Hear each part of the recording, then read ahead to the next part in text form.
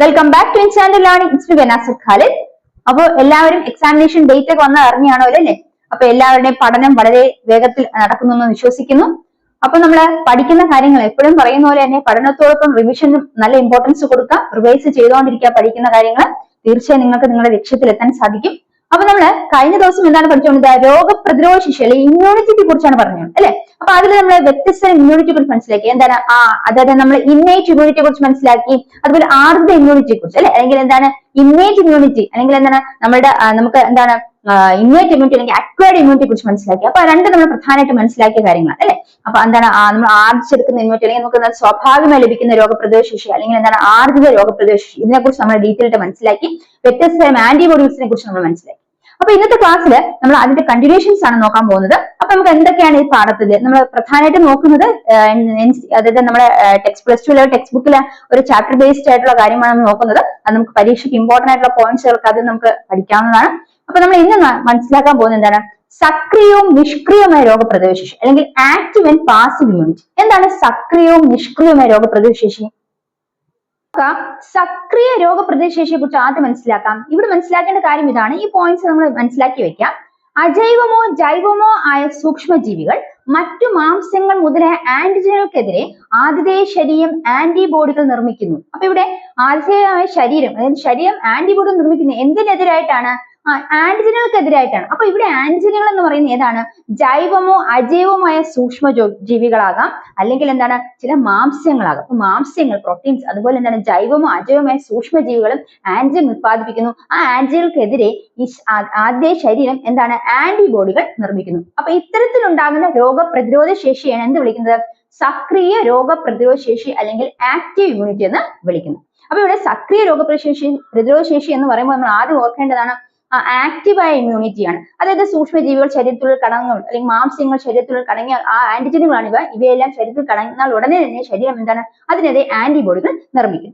അപ്പൊ നോക്കാം, രണ്ടാമത്തെ പോയിന്റ് മനസ്സിലാക്കേണ്ടത് സക്രിയ രോഗപ്രതിരോധ ശേഷി വളരെ സാവധാനത്തിലാണ് നടക്കുന്നത്. അപ്പൊ സക്രിയ രോഗപ്രതിരോധ ശേഷി എന്ന് പറഞ്ഞാൽ വളരെ സാവധാനത്തിൽ നടക്കുന്ന ഒരു പ്രക്രിയയാണ്. ഇനി അതുപോലെ തന്നെ ഇതിൽ മനസ്സിലാക്കേണ്ട മറ്റൊരു പ്രധാന വസ്തു എന്ന് പറയുന്നത് ഈ സക്രിയ രോഗപ്രതിരോധ ശേഷി മനസ്സിലാക്കേണ്ടത് അത് നടക്കുന്ന അല്ലെങ്കിൽ അതിന് ആവശ്യമായിട്ടുള്ള സാഹചര്യങ്ങൾ, അത് ഏതൊക്കെ സാഹചര്യങ്ങളാണ് ഈ സക്രിയ രോഗപ്രതിരോധ അല്ലെങ്കിൽ ഇതിന് ആവശ്യമായിട്ടുള്ള ഘടകങ്ങൾ എന്തൊക്കെയാണ് അത് നോക്കാം. അതായത് സക്രിയ രോഗപ്രതിരോധ വളരെ സാവധാനത്തിൽ നടക്കുന്ന ഒന്നാണ്. ഇനി നോക്കാം, പ്രതിരോധവൽക്കരണ സമയത്ത് മനഃപൂർവ്വം ശരീരത്തിൽ കുത്തിവെക്കപ്പെടുന്ന സൂക്ഷ്മജീവികളെ പ്രകൃതിദത്ത അണുബാധ ഉണ്ടാകുന്ന സമയത്ത് നമ്മുടെ ശരീരത്തെ പ്രവേശിക്കുന്ന രോഗാണുക്കളോ നമ്മുടെ ശരീരത്തെ സക്രിയ രോഗപ്രതിരോധ ഉണ്ടാക്കുന്നതിന് പ്രേരിപ്പിക്കുന്നു. അപ്പൊ സക്രിയ രോഗപ്രതിരോധ ശരീരത്തിൽ ഉണ്ടാകണമെങ്കിൽ അതിന് പ്രേരിപ്പിക്കുന്ന രണ്ട് വസ്തുക്കൾ എന്തൊക്കെയാണ്?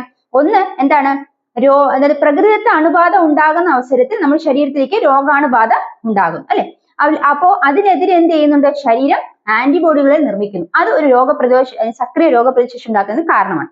അല്ലെങ്കിൽ മറ്റൊരു വിധത്തിൽ പറഞ്ഞാൽ രോഗപ്രതിരോധവൽക്കരണ സമയത്ത് നമ്മുടെ ശരീരത്തിലേക്ക് മനഃപൂർവ്വം എന്ത് ചെയ്യുന്നു? ആന്റിജനുകളായ സൂക്ഷ്മജീവികളെ കുത്തിവെക്കുന്നു. അപ്പോഴും എന്ത് ചെയ്യുന്നുണ്ട്? ശരീരം ആന്റിബോഡികളെ നിർമ്മിക്കുന്നു. അപ്പോൾ അവിടെയും എന്താണ് സക്രിയ രോഗപ്രതിരോധ ശേഷിയാണ് ഉണ്ടാകുന്നത്. മനസ്സിലായോ? അപ്പൊ സക്രിയ രോഗപ്രതിരോധ ഉണ്ടാകുന്ന രണ്ട് ഘടകങ്ങൾ എന്ന് പറയുന്നത് പ്രകൃതിദത്ത അണുബാധ ഉണ്ടാകുന്ന സമയത്ത് നമ്മുടെ ശരീരത്തിൽ രോഗാണുബാധ കടക്കുന്നു. അപ്പോൾ ശരീരം ആന്റിബോഡികൾ നിർമ്മിക്കുന്നു അതിനെതിരായിട്ട്. അതുപോലെ തന്നെ എന്താണ് മനഃപൂർവ്വം ശരീരത്തിലേക്ക് സൂക്ഷ്മജീവികളെ കടത്തി വിടുമ്പോഴും ശരീരം അതിനെതിരെ ആന്റിബോഡീസിനെ നിർമ്മിക്കുന്നു. അപ്പൊ അവിടെയും എന്താണ് സക്രിയ രോഗപ്രതിരോധ ശേഷിയാണ് പ്രേരിപ്പിക്കുന്നത്. ഇനി നോക്കാം, അന്യവസ്തുക്കളിൽ നിന്ന് ശരീരത്തെ സംരക്ഷിക്കാൻ മുൻകൂട്ടി തയ്യാറാക്കി വെച്ചിരിക്കുന്ന ആന്റിബോഡികൾ നേരിട്ട് നൽകുമ്പോൾ ഉണ്ടാകുന്ന രോഗപ്രതിരോധ ശേഷിയാണ് നിഷ്ക്രിയ രോഗപ്രതിരോധ ശേഷി അല്ലെങ്കിൽ പാസീവ് ഇമ്മ്യൂണിറ്റി. അപ്പൊ ഇവിടെ മനസ്സിലാക്കേണ്ടത് അന്യവസ്തുക്കൾ ശരീരത്തിൽ പ്രവേശിക്കുന്നു. അപ്പൊ അങ്ങനെ പ്രവേശിക്കുന്ന സമയത്ത് അതിന് മുൻകൂട്ടി നമ്മൾ തടയുന്നതിന് വേണ്ടിയിട്ട് എന്ത് ചെയ്യുന്നത്? ശരീരത്തിലേക്ക് മുൻകൂട്ടി തയ്യാറാക്കി വെച്ചിരിക്കുന്ന ആന്റിബോഡികളെ നേരിട്ട് നൽകുന്നു. മനസ്സിലായോ? അപ്പൊ അന്യവസ്തുക്കളിൽ നിന്നും ശരീരത്തെ സംരക്ഷിക്കുന്നതിന് വേണ്ടിയിട്ട് ശരീരത്തിലേക്ക് മുൻകൂട്ടി തയ്യാറാക്കി വെച്ചിരുന്ന ആന്റിബോഡികളെ നേരിട്ട് നൽകുന്നു. അതിന്റെ ഭാഗമായിട്ട് ഉണ്ടാകുന്ന രോഗപ്രതിരോധ ശേഷിയാണ് എന്ത് വിളിക്കുന്നത്? നിഷ്ക്രിയ രോഗപ്രതിരോധ ശേഷി അല്ലെങ്കിൽ പാസീവ് ഇമ്മ്യൂണിറ്റി. ഇവിടെ ശരീരത്തേക്ക് രോഗാണുക്കൾ വരുന്നതിന് സംരക്ഷിക്കുന്നതിന് വേണ്ടിയിട്ട് നമ്മൾ നേരത്തെ എന്ത് ചെയ്യുന്നുണ്ട്? ആന്റിബോഡീസിനെ ശരീരത്തേക്ക് നേരിട്ട് കടത്തിവിടുന്നു അല്ലെങ്കിൽ നൽകുന്നു. അപ്പൊ അത്തരത്തിലുണ്ടാകുന്ന അങ്ങനെ ശരീരത്തിലേക്ക് നേരിട്ട് ആന്റിബോഡീസിനെ നൽകുന്നു. ആന്റിബോഡീസിനെ നേരിട്ട് നൽകുന്നു. മറ്റത് ശരീരമാണ് ആന്റിബോഡീസ് നിർമ്മിക്കുന്നതെങ്കിൽ ഇവിടെ എന്താണ് ശരീരത്തിന് നേരിട്ട് ആന്റിബോഡീസിനെ നൽകുന്നു. ഇത്തരത്തിൽ സൂക്ഷ്മജീവികളിൽ നിന്നും സംരക്ഷണം നേടുന്നതിന് വേണ്ടിയിട്ട് ശരീരത്തിലേക്ക് നേരിട്ട് ആന്റിബോഡികളെ നൽകുന്നു. അപ്പൊ അത്തരത്തിലുണ്ടാകുന്ന രോഗപ്രതിരോധ ശേഷി എന്ത് പേരിട്ട് വിളിക്കുന്നു? നിഷ്ക്രിയ രോഗപ്രതിരോധ ശേഷി അല്ലെങ്കിൽ പാസീവ് ഇമ്മ്യൂണിറ്റി. അപ്പൊ അതിന് ഉദാഹരണം പറയുകയാണെങ്കിൽ അപ്പൊ നോക്കാം, നമ്മൾ മനസ്സിലാക്കി ഇവിടെ ഉദാഹരണം പറയുകയാണെങ്കിൽ നിഷ്ക്രിയ രോഗപ്രതിരോധ ശേഷി നവജാത ശിശുക്കൾക്ക് എങ്ങനെയാണ് ലഭിക്കുന്നത്? മുലപ്പാൽ ലഭിക്കുന്നതിലൂടെ അല്ലെങ്കിൽ മുലപ്പാലിലൂടെ നവജാത ശിശുക്കൾക്ക് നിഷ്ക്രിയ രോഗപ്രതിരോധ ശേഷി വർദ്ധിക്കാൻ സഹായിക്കുന്നു. അപ്പൊ എങ്ങനെയാണ് മുലപ്പാലിലൂടെ നിഷ്ക്രിയ രോഗപ്രതിരോധ ശേഷി വർദ്ധിക്കുന്നത്? അതായത് മുലയൂട്ടലിന്റെ ആദ്യ ദിവസങ്ങളിൽ മുലപ്പാലിനോടൊപ്പം സ്രവിക്കപ്പെടുന്ന മഞ്ഞ നിറമുള്ള കൊളസ്ട്രോളിൽ എന്തടങ്ങിയിട്ടുണ്ട്? IgA എന്ന് പറയുന്ന ആന്റിബോഡികൾ ധാരാളമായിട്ട് കാണപ്പെടുന്നു. IgA ആന്റിബോഡി എവിടെ കാണപ്പെടുന്നു? മുലപ്പാലിനോടൊപ്പം സ്രവിക്കപ്പെടുന്ന മഞ്ഞ നിറത്തിലുള്ള കൊളസ്ട്രോൾ, അത് മഞ്ഞ നിറത്തിലുള്ള ദ്രാവകമായ കൊളസ്ട്രോളിലാണ് IgA എന്ന് പറഞ്ഞ ആന്റിബോഡി കാണപ്പെടുന്നത്. അപ്പൊ ഇത് നിഷ്ക്രിയ രോഗപ്രതിരോധ ശേഷി നവജാത ശിശുക്കൾക്ക് നൽകുന്നതിന് സഹായിക്കുന്നു. അപ്പൊ നേരിട്ടാണ് അവിടെ ആന്റിബോഡികൾ ലഭിക്കുന്നത്. അടുത്ത് നോക്കാം, മറ്റൊരു എക്സാമ്പിൾ പറയുകയാണെങ്കിൽ ഈ ഗർഭസ്ഥാവസ്ഥയിൽ അമ്മയിൽ നിന്നും പ്ലാസന്റയിലൂടെ ഈ ഗർഭസ്ഥ ശിശുവിന് എന്ത് ലഭിക്കുന്നുണ്ട്? IgG എന്ന് പറയുന്ന ആന്റിബോഡി ലഭിക്കുന്നുണ്ട്. അപ്പൊ ഇതും എന്താണ്? നിഷ്ക്രിയ രോഗപ്രതിരോധ ശേഷിക്ക് ഒരു ഉദാഹരണമാണ്. അപ്പൊ ഇതും ആന്റിബോഡി നേരിട്ടാണ് ലഭിക്കുന്നത്. അപ്പൊ നിഷ്ക്രിയ രോഗപ്രതിരോധ ശേഷിക്ക് ഉദാഹരണമാണ് ഇത് രണ്ട്. അപ്പൊ ഇവിടെ നമ്മൾ എന്തൊക്കെ മനസ്സിലാക്കി? നമ്മൾ പഠിച്ചത് സക്രിയവും നിഷ്ക്രിയവും രോഗപ്രതിരോധ ശേഷിയെ പറ്റി മനസ്സിലാക്കിയത് അല്ലെ. ആദ്യം പഠിച്ചത് എന്താണ്? സക്രിയ അല്ലെ ആക്റ്റീവ് ഇമ്മ്യൂണിറ്റി എന്ന് പറയുന്നത് എന്താണ്? അത് ആന്റിജൻസ് ശരീരത്തിലേക്ക് നമ്മൾ കൊടുക്കുന്നു അല്ലെ. ആന്റിജൻസ് ശരീരത്തിലേക്ക് ശരീരത്തിൽ പ്രവേശിക്കുന്ന സമയത്ത്, അതായത് ജൈവമായിട്ടുള്ള അജൈവമായിട്ടുള്ള സൂക്ഷ്മജീവികളാകാം മാംസ്യങ്ങളാകാം, ഈ ആന്റിജനുകൾ ശരീരത്തിലേക്ക് പ്രവേശിക്കുമ്പോൾ ശരീരം അതിനെതിരെ എന്ത് ചെയ്യുന്നു? ഓട്ടോമാറ്റിക്കലി ആന്റിബോഡീസ് പ്രിപ്പയർ ചെയ്യുന്നു അല്ലെ, ആന്റിബോഡീസ് ഉണ്ടാക്കുന്നു. അപ്പൊ ആ ആന്റിബോഡീസ് ഉണ്ടാക്കുന്ന ആ ഒരു രോഗപ്രതിരോധ ശേഷി എന്ന് വിളിക്കുന്ന സക്രിയ രോഗപ്രതിരോധ ശേഷി അല്ലെങ്കിൽ ആക്റ്റീവ് ഇമ്മ്യൂണിറ്റി എന്ന് പറയും. ഇനി അതിന് പ്രധാനപ്പെട്ട രണ്ട് ഘടകങ്ങളെ കുറിച്ച് മനസ്സിലാക്കി. അതായത് ഒന്ന് പ്രകൃതിദത്തമായിട്ടുള്ള അണുബാധ ഉണ്ടാകുന്ന സമയത്ത് ശരീരത്തിലേക്ക് രോഗാണുക്കൾ പ്രവേശിക്കുന്നു. അപ്പോഴും എന്താണ് ഈ പറയുന്ന ആന്റിബോഡീസ് ശരീരം നിർമ്മിക്കുന്നു. അപ്പൊ അല്ലെങ്കിൽ എന്ത് സംഭവിക്കുന്നു? നമ്മുടെ ശരീരത്തേക്ക് മനഃപൂർവ്വം ഈ പറയുന്ന ആന്റിജൻസിനെ കുത്തിവെക്കുന്നു. അപ്പോഴും ശരീരം എന്ത് ചെയ്യുന്നു? അതിനെതിരെ ആന്റിബോഡീസിനെ ഉത്പാദിപ്പിക്കും. അപ്പൊ ഇതെല്ലാം സക്രിയ രോഗപ്രതിരോധ ശേഷി ഉണ്ടാകുന്ന പ്രധാനപ്പെട്ട ഘടകങ്ങളാണ്, ഓർത്തു വയ്ക്കുക. അടുത്ത രണ്ടാമത്തെ പോയിന്റ് വിളിച്ചത് നിഷ്ക്രിയ രോഗപ്രതിരോധ ശേഷി അല്ലെ. നിഷ്ക്രിയ രോഗപ്രതിരോധ ശേഷിയിൽ എന്താണ് ചെയ്യുന്നത്? അന്യവസ്തുക്കളെ സംരക്ഷണം ലഭിക്കുന്നതിന് വേണ്ടിയിട്ട് അല്ലെങ്കിൽ അന്യമായിട്ടുള്ള ഈ മൈക്രോ ഓർഗാനിസം അല്ലെങ്കിൽ ആന്റിജൻസിനും സംരക്ഷണം ലഭിക്കുന്നതിന് വേണ്ടിയിട്ട് മുൻകൂട്ടി തയ്യാറാക്കി വെച്ചിരിക്കുന്ന ആന്റിബോഡികളാണ് ശരീരത്തിൽ നേരിട്ട് നൽകുന്നത്. അതാണ് അതിന്റെ ഫലമായിട്ടാണ് അവിടെ രോഗപ്രതിരോധ ശേഷി ഉണ്ടാകുന്നത്. അതിനെ എന്ത് വിളിക്കും? അതാണ് നിഷ്ക്രിയ രോഗപ്രതിരോധ ശേഷി. ഇപ്പൊ ശരീരത്തിന് അവിടെ എന്താണ്? ശരീരം ആന്റിബോഡി നിർമ്മിക്കുന്നുണ്ടോ? ഇല്ല, ശരീരം നിഷ്ക്രിയമായിട്ടിരിക്കുകയാണ്. അങ്ങനെ ഓർത്താൽ ഇപ്പൊ ആന്റിബോഡി ആരാണ്? നമ്മൾ നേരിട്ടാണ് സപ്ലൈ ചെയ്യുന്നത് അല്ലെ. അപ്പൊ നേരിട്ട് ആന്റിബോഡീസിനെ ശരീരത്തിലേക്ക് കൊടുക്കുമ്പോൾ അത്തരത്തിലുണ്ടാകുന്ന രോഗപ്രതിരോധ ശേഷി എന്ത് വിളിക്കുന്നത്? നിഷ്ക്രിയ രോഗപ്രതിരോധ ശേഷി എന്ന് വിളിക്കുന്നത്. അപ്പൊ അത് രണ്ടുമാണ് വ്യത്യാസങ്ങൾ മനസ്സിലാക്കിയത്. നിഷ്ക്രിയ രോഗപ്രതിരോധ ശേഷി എന്ന് പറഞ്ഞാൽ അവിടെ നമ്മൾ ആന്റിബോഡീസ് നേരിട്ട് സ്വീകരിക്കുന്നു അല്ലെ. അപ്പൊ ഇവിടെ നമ്മൾ പറഞ്ഞ മുലപ്പാലിലൂടെ കുഞ്ഞുങ്ങൾക്ക് ലഭിക്കുന്ന എന്താണ്? കൊളസ്ട്രോളിൽ എന്തടങ്ങിയിട്ടുണ്ട്? IgA എന്ന് പറഞ്ഞ ആന്റിബോഡി അടങ്ങിയിട്ടുണ്ട്. അതുപോലെ എന്താണ്? ഗർഭസ്ഥ അവസ്ഥയില് മാതാവിൽ നിന്നും പ്ലാസന്റയിലൂടെ ഗർഭസ്ഥ ശിശുവിന് എന്ത് ലഭിക്കുന്നുണ്ട്? IgG എന്ന് പറയുന്ന ആന്റിബോഡിയിൽ ലഭിക്കുന്നുണ്ട്. അപ്പൊ ഇതെല്ലാം നിഷ്ക്രിയ രോഗപ്രതിരോധ ശേഷിക്ക് ഉദാഹരണമാണ്, മനസ്സിലാക്കി വെക്കുക. ഇത്രയും പോയിന്റ്സ് ക്ലിയർ ആയല്ലോ. അടുത്ത നമുക്ക് പ്രതിരോധ പ്രയോഗം വാക്സിനേഷൻ അഥവാ പ്രതിരോധവൽക്കരണം ഇമ്മ്യൂണൈസേഷൻ. അതെന്താണെന്ന് നോക്കാം. പ്രതിരോധ പ്രയോഗം അല്ലെങ്കിൽ വാക്സിനേഷൻ എന്താണ്? വാക്സിൻ അല്ലെ, വാക്സിനേഷൻ കുത്തിവയ്പ്പ് എന്താണ്? അവിടെ രോഗപ്രതിരോധ സംവിധാനത്തിന്റെ ഓർമ്മശേഷി എന്ന് പറയുന്ന തത്വം അതല്ലെങ്കിൽ ആ ഒരു സവിശേഷതയാണ് അവിടെ പ്രധാനമായിട്ട് ഉൾക്കൊണ്ടിരിക്കുന്നത്. അതായത് രോഗപ്രതിരോധ സംവിധാനത്തിന്റെ ഓർമ്മശേഷി എന്ന് പറഞ്ഞ സവിശേഷതയുണ്ട്. ഇതാണ് ഈ പ്രതിരോധ പ്രയോഗത്തിന്റെയും അതുപോലെ രോഗപ്രതിരോധത്തിന്റെ പ്രധാനപ്പെട്ട തത്വം. രോഗം പ്രതിരോധിക്കണം അതിന്റെ തത്വം എന്താണ്? രോഗപ്രതിരോധ സംവിധാനത്തിന്റെ ഓർമ്മശേഷി, ആ ഒരു സവിശേഷത കൊണ്ട് രോഗപ്രതിരോധം സാധ്യമാകുള്ളൂ. അപ്പൊ അത് തന്നെയാണ് പ്രതിരോധ പ്രയോഗത്തിന് അല്ലെങ്കിൽ വാക്സിനേഷനും ഉപയോഗപ്പെടുന്നത്. അതായത് ഇവിടെ മനസ്സിലാക്കേണ്ടത് വാക്സിനേഷൻ എന്ന് പറയുന്നത് എന്താണെന്ന് വെച്ചാൽ ഇവിടെ നമ്മൾ ഓൾറെഡി പഠിച്ചത് എന്താണ്? ഈ രോഗപ്രതിരോധ സംവിധാനത്തിന് ഓർമ്മശേഷിയുണ്ട്. അതായത് നമ്മുടെ ശരീരത്തേക്ക് ഏതെങ്കിലും ഒരു ആന്റിജൻ കടന്നു നിന്നാൽ ശരീരം അതിനെതിരെ ആന്റിബോഡി നിർമ്മിക്കുന്നു. ഇനി അതേ ആന്റിജൻ തന്നെ അല്ലെങ്കിൽ അതേ സൂക്ഷ്മജീവികൾ തന്നെ കുറച്ചു കാലങ്ങൾ പിന്നെയും ശരീരത്തിലേക്ക് കടന്നു ചെല്ലുമ്പോൾ ഈ പറഞ്ഞ രോഗപ്രതിരോധ സംവിധാനം അതിന്റെ ഓർമ്മശേഷിയുണ്ട് എന്ത് ചെയ്യുന്നുണ്ട്? അതിനെതിരെ കൂടുതൽ ആന്റിജൻസ് അതിനെ തിരിച്ചറിഞ്ഞ് അതിനെതിരെ കൂടുതൽ ആന്റിബോഡീസ് നിർമ്മിക്കുന്നുണ്ട്. അത്തരത്തിൽ ആ ഒരു രോഗപ്രതിരോധ സംവിധാനം വളരെ ഫാസ്റ്റ് ആയിട്ട് അതിനെതിരെ പ്രവർത്തിച്ച് ആ രോഗത്തിൽ നിന്ന് ശരീരത്തെ രക്ഷിക്കുന്നു അല്ലെങ്കിൽ സംരക്ഷിക്കുന്നു. അതാണ് ഇവിടെ പറഞ്ഞിരിക്കുന്നത്. അവിടെ എന്താണ് വാക്സിനേഷന്റെ പ്രസക്തി നോക്കാം. വാക്സിനേഷനും ഇതേ ഒരു തത്വം തന്നെ ഫോളോ ചെയ്യുന്നത്. അതായത് വാക്സിനേഷൻ ഉപയോഗിക്കുന്നത് എന്താണ്? നിഷ്ക്രിയമായതോ നിർവീര്യമാക്കിയതോ ആയ രോഗകാരികളെയാണ് അല്ലെങ്കിൽ മാംസ്യങ്ങളെയാണ് ആന്റിജൻസ് എന്നിവ അറിയപ്പെടുന്നത്. ഇവ നേരിട്ട് ശരീരത്തിലേക്ക് സന്നിവേശിപ്പിക്കുകയാണ് വാക്സിനേഷൻ വഴി ചെയ്യുന്നത്. അപ്പൊ വാക്സിനേഷനിൽ ആന്റിജൻസിന്റെ ബോഡിയിലേക്ക് നേരിട്ട് പ്രവേശിക്കും. ആന്റിജൻസ് എന്ന് പറഞ്ഞാൽ ഏതൊക്കെ ആവാം? നിഷ്ക്രിയമാക്കിയതോ നിർവീര്യമാക്കിയതോ ആയ രോഗകാരികളാകാം, അല്ലെങ്കിൽ അവരുടെ മാംസ്യങ്ങളാകാം. അങ്ങനെ ശരീരത്തിലേക്ക് കൊടുക്കുമ്പോൾ ശരീരം ശരീരത്തിൽ രോഗപ്രതിരോധ സംവിധാനത്തിനെതിരെ ആന്റിബോഡികളെ നിർമ്മിക്കുന്നു. അപ്പൊ ഇങ്ങനെ നിർമ്മിച്ചു വെച്ചിരിക്കുന്ന അവസരത്തിൽ യഥാർത്ഥമായിട്ട് രോഗാണുബാധ ഉണ്ടാകുന്ന സമയത്ത് ശരീരത്തിലെ രോഗപ്രതിരോധ സംവിധാനം വേഗം അതിനെ അറിയുകയും രോഗകാരികളായ ജീവികളെ നിഷ്ക്രിയമാക്കുക, ധാരാളം ആന്റിബോഡീസ് അതിനെ ഉത്പാദിപ്പിച്ച് രോഗകാരികളായ ജീവികളെ നിഷ്ക്രിയമാക്കുകയും സഹായിക്കും. മനസ്സിലായോ? അപ്പൊ ഈ പറയുന്ന വാക്സിനുകൾ എന്ത് ഉത്പാദിപ്പിക്കുന്നുണ്ട്? ഈ ഓർമ്മശക്തിയുള്ള ബി കോശങ്ങളെ കൂടി ഉത്പാദിപ്പിക്കുന്നത് മനസ്സിലാക്കി. ബി കോശങ്ങൾ എവിടെ ഉത്പാദിപ്പിക്കുന്നു? പ്രതിരോധ പ്രയോഗം വാക്സിനേഷൻ വാക്സിൻ എന്ത് ഉത്പാദിപ്പിക്കുന്നത്? ഓർമ്മശക്തിയുള്ള ബി കോശങ്ങളും കൂടി ഉത്പാദിപ്പിക്കുന്നു. അതാണ് നമ്മൾ മനസ്സിലാക്കിയത്. അപ്പൊ ഇതിലൂടെ നമ്മൾ പറഞ്ഞ രോഗകാരികൾക്ക് വേഗത്തിൽ രോഗകാരികളെ ഈ പറയുന്ന ശരീരത്തിൽ രോഗപ്രതിരോധ സംവിധാനം തിരിച്ചറിയാൻ സാധിക്കും. എത്രയും പെട്ടെന്ന് അമിതമായിട്ട് ആന്റിബോഡി ഉത്പാദിപ്പിച്ച് ശരീരത്തെ മാരക അസുഖത്തിൽ അല്ലെങ്കിൽ ശരീരത്തെ മാരകമായ അതിന്റെ ആ ഒരു എഫക്ട്സിൽ നിന്ന് നിർവീര്യമാക്കുവാൻ സഹായിക്കും. മനസ്സിലായി? അപ്പൊ അതിന് ഉദാഹരണം പറയുകയാണെങ്കിൽ പ്രതിരോധ പ്രയോഗം എന്ന് പറയുമ്പോൾ സാധാരണ നമ്മൾ അസുഖങ്ങൾക്ക് വാക്സിനേഷൻ, കുട്ടികൾക്ക് വാക്സിനേഷൻ കൊടുക്കുന്നത് എന്താണ്? ആ ഒരു അസുഖം അസുഖം വരാതിരിക്കാൻ നമ്മൾ വാക്സിനേഷൻ കൊടുക്കുന്നത്. അപ്പൊ അതിൻ്റെതായ ആന്റിജൻസ് ആണ് ശരീരത്തിലേക്ക് കുത്തിവെക്കുന്നത്. ആ ഒരു അസുഖത്തിന്റെ ആന്റിജൻസ് അല്ലെങ്കിൽ അതിന് നിർവീര്യമാക്കി നിഷ്ക്രിയമായിട്ടുള്ള ആ രോഗകാരികളാണ് ശരീരത്തിലേക്ക് കുത്തിവെക്കുന്നത്. അപ്പൊ അവിടെ അതിനെതിരെ ശരീരം എന്ത് ചെയ്യുന്നുണ്ട്?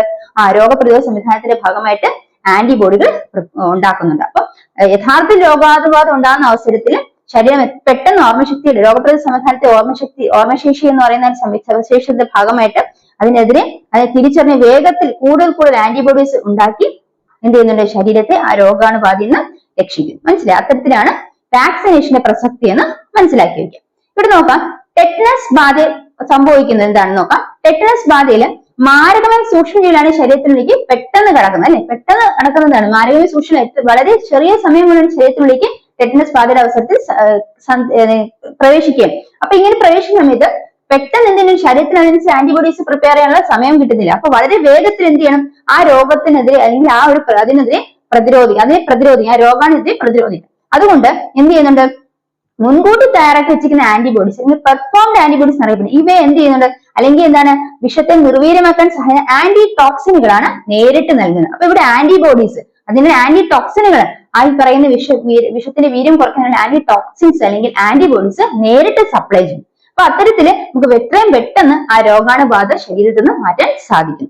ഉദാഹരണത്തിന് പാമ്പ് കടിയേറ്റ ആൾക്കാർക്ക് അല്ലെ, ഇതുപോലെ തന്നെ പാമ്പ് കടിയേൽക്കുന്ന ആ രോഗിക്ക് എത്രയും പെട്ടെന്ന് ആ രോഗിക്ക് വാക്സിൻ അല്ലെങ്കിൽ കുത്തിവയ്പ്പ് നൽകണം. പാമ്പ് വിഷത്തിനെതിരായുള്ള മുൻകൂട്ടി തയ്യാറാക്കിച്ച ആന്റിബോഡികൾ എത്രയും പെട്ടെന്ന് സപ്ലൈ ചെയ്ത് രോഗപ്രതിരോധവൽക്കരണത്തിന് ഫാസ്റ്റ് ആയിട്ട് നടക്കണം. എന്നാൽ മാത്രമേ നമുക്ക് ആ രോഗാണുബാധ അല്ലെങ്കിൽ ആ രോഗാവസ്ഥയിൽ നിന്നും ആ ഒരു വ്യക്തിയെ രക്ഷിക്കാൻ സാധിക്കൂ. അപ്പൊ ഇതെല്ലാം ആന്റിബോഡീസ് നേരിട്ട് കൊടുക്കുന്നതാണ്. അപ്പൊ ഇവിടെ നിഷ്ക്രിയ രോഗപ്രതിരോധവൽക്കരണം എന്നും കൂടി ഇതിനെ മനസ്സിലാക്കി. രോഗം പ്രതിരോധിക്കുന്ന ഏതൊക്കെ നിഷ്ക്രിയമായ രീതിയിൽ രോഗം പ്രതിരോധിക്കുന്നത്, നേരിട്ട് ആന്റിബോഡീസ് സപ്ലൈ ചെയ്താണ് ഇവിടെ രോഗപ്രതിരോധം നടക്കുന്നത്. മനസ്സിലായോ? ഫസ്റ്റ് കേസിൽ നമ്മൾ വാക്സിനേഷൻ എന്ന് പറയുമ്പോഴത്തേക്ക് ആന്റിജൻസിനെ സപ്ലൈ ചെയ്യുന്നു. അപ്പൊ ബോഡി ആന്റിബോഡീസ് നിർമ്മിക്കുന്നു. ഇനി കുറച്ച് കഴിയുമ്പോൾ ഇതേ ആന്റിജൻ ബോഡിയിലേക്ക് എൻ്റർ ചെയ്താൽ ശരീരം അതിനെ റീകളക്ട് ചെയ്തിട്ട് അല്ലെങ്കിൽ അതിനെ മനസ്സിലാക്കുന്നു അല്ലെ, അതിനെ ശരീരത്തിന് തിരിച്ചറിയാൻ സാധിക്കുന്നു. അതിന്റെ ഭാഗമായിട്ട് കൂടുതൽ ആന്റിബോഡീസ് ഉത്പാദിപ്പിച്ച് ആ രോഗാവസ്ഥയിൽ നിന്ന് ശരീരത്തെ രക്ഷിക്കും. ഇനി ടെറ്റനസ് ബാധയിലും ഈ പറയുന്ന പാമ്പ് കടിയേൽക്കുമ്പോഴൊക്കെ എന്ത് സംഭവിക്കുന്നുണ്ട്? പെട്ടെന്ന് ഈ സൂക്ഷ്മജീവികളിൽ നിന്ന് ശരീരത്തെ അല്ലെങ്കിൽ രോഗപ്രതിരോധ സംവിധാനത്തെ രക്ഷിക്കേണ്ടതായിട്ടുണ്ട്. അതുകൊണ്ട് എന്ത് ചെയ്യുന്നുണ്ട്? പെർഫോംഡ് ആന്റിബോഡീസ് അല്ലെങ്കിൽ മുൻകൂട്ടി തയ്യാറാക്കിയ ആന്റിബോഡീസ് അല്ലെങ്കിൽ ആന്റി ടോക്സിൻ എത്രയും പെട്ടെന്ന് ശരീരത്തിലേക്ക് നൽകി അല്ലെങ്കിൽ രോഗപ്രതിരോധ സംവിധാനത്തിലേക്ക് കൊടുത്തുകൊണ്ട് അതിനെതിരെ ആന്റിബോഡീസ് നേരിട്ടാണ് കൊടുക്കുന്നത്. ഈ ടോക്സിൻസിനെതിരെ അല്ലെ, ആന്റി ടോക്സിൻസ് അല്ലെങ്കിൽ പറയുന്ന ആന്റിബോഡീസ് കൊടുത്ത് രോഗപ്രതിരോധ സംവിധാനത്തിലൂടെ അതിന്റെ പ്രതിരോധവൽക്കരണം അവിടെ നടക്കുന്നു. അപ്പൊ അവിടെ നേരിട്ട് ആന്റിബോഡീസ് കൊടുക്കുന്നുണ്ട്. അതിന് നിഷ്ക്രിയ രോഗപ്രതിരോധവൽക്കരണം എന്ന് മനസ്സിലാക്കേണ്ടതായിട്ട് ഉണ്ട്. അപ്പൊ നിഷ്ക്രിയ രോഗപ്രതിരോധവൽക്കരണത്തെ ഉദാഹരണം 2 പറയുകയാണെങ്കിൽ ടെറ്റനസ് ബാധ, അതുപോലെ പാമ്പ് കടിയേൽക്കുമ്പോൾ അവിടെ എന്ത് രോഗപ്രതിരോധവൽക്കരണമാണ് നടക്കുന്നത്? നിഷ്ക്രിയ രോഗപ്രതിരോധവൽക്കരണമാണ് നടക്കുന്നത്. ഇനി പ്രതിരോധ പ്രയോഗം അല്ലെങ്കിൽ വാക്സിനേഷൻ എന്ന് മനസ്സിലാക്കിയല്ലോ. അതാണ് അവിടെ നമ്മൾ 2 പോയിന്റ്സ് അവിടെ പഠിച്ചത്. പ്രതിരോധ പ്രയോഗം അല്ലെങ്കിൽ വാക്സിനേഷൻ, രണ്ടാമത് പറയുന്നത് നിഷ്ക്രിയ രോഗ പ്രതിരോധവൽക്കരണം. അപ്പൊ നിഷ്ക്രിയ രോഗ പ്രതിരോധവൽക്കരണം അല്ലെങ്കിൽ ഇമ്മ്യൂണൈസേഷൻ, അവിടെയാണ് നമ്മൾ എന്ത് പഠിച്ചത്? എന്താണ് ഈ പറയുന്ന ടെറ്റനസ് ബാധയും അതുപോലെ പാമ്പ് കടി ഏൽക്കുമ്പോൾ ആന്റിബോഡീസ് നേരിട്ട് സപ്ലൈ ചെയ്യുന്നു അല്ലെ. അപ്പൊ അവിടെയാണ് എന്താണ് നിഷ്ക്രിയ രോഗ പ്രതിരോധത്തെ പ്രസക്തി. മനസ്സിലായ? 2 പോയിന്റ്സ് ക്ലിയർ ആണെന്ന് വിശ്വസിക്കുന്നു. പറഞ്ഞത് ബാക്ടീരിയോ ഈസ്റ്റിലോ രോഗകാരികളുടെ ആന്റിജൻ പോളിപെപ്റ്റുകൾ നിർമ്മിക്കപ്പെടുന്നു. അപ്പൊ ബാക്ടീരിയ എടുക്കാം, ഈസ്റ്റ് എടുക്കാം, ഇവയിലെല്ലാം രോഗകാരികളെ ആന്റിജൻ പോളിപെപ്റ്റുകൾ നിർമ്മിക്കപ്പെടുന്നു. അതൊരു സാങ്കേതിക വിദ്യയുടെ സഹായത്തോടെ നിർമ്മിക്കപ്പെടുന്ന രോഗകാരികളായ ആന്റിജൻ പോളിപെപ്റ്റുകൾ നിർമ്മിക്കപ്പെടുന്ന ആ സാങ്കേതിക വിദ്യ അറിയപ്പെടുന്നത് റീകോംബിനന്റ് DNA ടെക്നോളജിയാണ്. അതിന്റെ മലയാളത്തിൽ പറഞ്ഞാൽ പുനഃസംയോജന DNA സാങ്കേതിക വിദ്യ. പുനഃസംയോജന DNA സാങ്കേതിക വിദ്യ എന്നാണ് അറിയപ്പെടുന്നത്, അല്ലെങ്കിൽ റീകോംബിനന്റ് DNA ടെക്നോളജി എന്നാണ് അറിയപ്പെടുന്നത്. അതാണ് ആ ഒരു സാങ്കേതിക വിദ്യയുടെ സഹായത്തോടെയാണ് ബാക്ടീരിയയിലും ഈസ്റ്റിലും രോഗകാരികളായ ആന്റിജനിക് പോളിപെപ്റ്റൈഡുകൾ നിർമ്മിക്കപ്പെടുന്നത്. അപ്പൊ മനസ്സിലായോ? അവിടെ നമ്മൾ ആന്റിജനിക് പോളിപെപ്റ്റൈഡുകൾ നിർമ്മിക്കപ്പെടുകയാണ്, ബാക്ടീരിയ ഈസ്റ്റിലേക്ക് നിർമ്മിക്കുകയാണ് ചെയ്യുന്നത്. അതിന് ഉദാഹരണം പറയുകയാണെങ്കിൽ ഈസ്റ്റിലാണ് ഹെപ്പറ്റൈറ്റിസ് ബി വാക്സിൻ ഈസ്റ്റിലാണ് നിർമ്മിക്കപ്പെടുന്നത്. ഈസ്റ്റിൽ നിന്നാണ് ഹെപ്പറ്റൈറ്റിസ് ബി വാക്സിൻ ഉത്പാദിപ്പിക്കുന്നത്. അപ്പൊ വാക്സിൻ എന്ന് പറയുമ്പോൾ എന്താണ്? ആന്റിജൻസ് ആണ്. അപ്പൊ രോഗകാരികളായ ആന്റിജൻ പോളിപെപ്റ്റൈഡുകളാണ് ഈ പറയുന്ന ഹെപ്പറ്റൈറ്റിസ് ബി വാക്സിൻ എന്ന് പറഞ്ഞാൽ എന്താണ്?